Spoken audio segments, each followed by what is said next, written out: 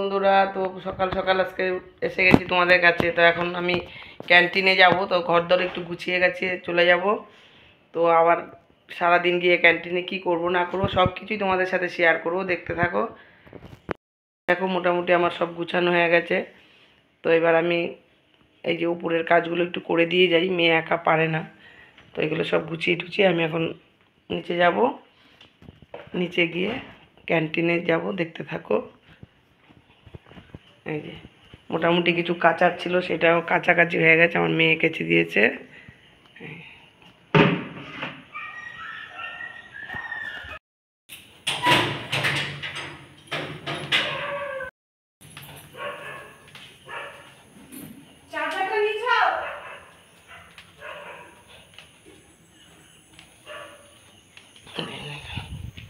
নিচের সব কাজ অগোছানো রয়েছে, তো আমার মেয়ে এসে করবে, আমি এখন চলে যাব। তো রান্না বসিয়েছি, তো পুরোটা তোমাদের দেখাইনি, এখন রান্না করছি।